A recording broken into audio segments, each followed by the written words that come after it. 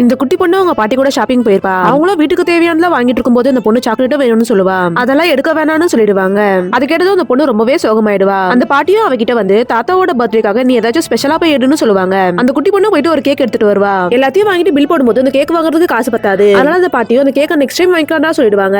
இதை கேட்டது அந்த குட்டி பொண்ணுக்கு ரொம்பவே கடுப்பாயிடுது. இதான் நீங்க லாஸ்ட் டைம் சொன்னீங்கன்னு சொல்லிட்டு போயிடுவா. நடக்கிறது எல்லாத்தையும் ஒருத்த பாத்துக்கிட்டும் இருப்பா. அவங்க வேணான்னு சொன்ன கேக்க வாங்கி எடுத்துட்டு போய் இந்த குட்டி பொண்ணுக்கு எடுத்துட்டு போய் கொடுப்பா. அந்த பாட்டியும் அதெல்லாம் எங்களுக்கு வேண்டாம், காரணமே இல்லாம நீங்க எதுக்கு எங்களுக்கு வாங்கி கொடுக்கணும்னு கேட்பாங்க. அப்ப அவரும் அந்த பாட்டி கிட்ட நான் சின்ன வயசா இருக்கும்போது என்னோட பர்த்டேக்கு எங்க அம்மாவாலே கேக் வாங்க முடியாம இருந்துச்சு. அப்ப யாரே தெரியாத ஒரு அங்கிள் தான் எனக்கு கேக் வாங்கி கொடுத்து ஹெல்ப் பண்ணாருன்னு சொல்லுவான். அதனால தான் நானும் உங்களுக்கு ஹெல்ப் பண்றேன்னு சொல்லும்போது அந்த பாட்டியும் ரொம்ப சந்தோஷமாவே கேக்க வாங்கிப்பா. பாட்டியும் அவன் கிட்ட உங்களோட போன் நம்பரை எழுதி கொடுங்க, எங்க கிட்ட காசு வரும்போது உங்களுக்கு நான் ரிட்டர்ன் அனுப்பிடுறேன்னு சொல்லுவாங்க. அவனும் அந்த பேப்பர் வாங்கி எதை எழுதிட்டு அந்த பொண்ணு கிட்ட நல்லா முடியும் போது நீயே எல்லாருக்கும் இது மாதிரி ஹெல்ப் பண்ணணும்னு சொல்லிட்டு போவான். அந்த குட்டி பொண்ணு ரொம்ப சந்தோஷமா அந்த கேக்கை எடுத்துட்டு போய் தாத்தா கிட்டயும் கொடுப்பா. பாட்டியும் அவன் எழுதி கொடுத்த பேப்பர் எடுத்துட்டு போய் தாத்தா கிட்டயும் கொடுப்பாங்க. என்னால அந்த கேக்க வாங்காத போது இவங்க தான் நமக்கு ஹெல்ப் பண்ணாங்கன்னு சொல்லுவாங்க. தாத்தாவும் அந்த பேப்பரை ஓபன் பண்ணி பார்க்கும்போது தான் தெரிய வரும், ரொம்ப வருஷத்துக்கு முன்னாடி குட்டி பையனுக்கு கேக் வாங்கி கொடுத்த அங்கிளே இவர்தானு. எல்லாருமே ரொம்ப சந்தோஷமா பர்த்டே செலிப்ரேஷன் தாத்தாக்காக பண்ணுவாங்க.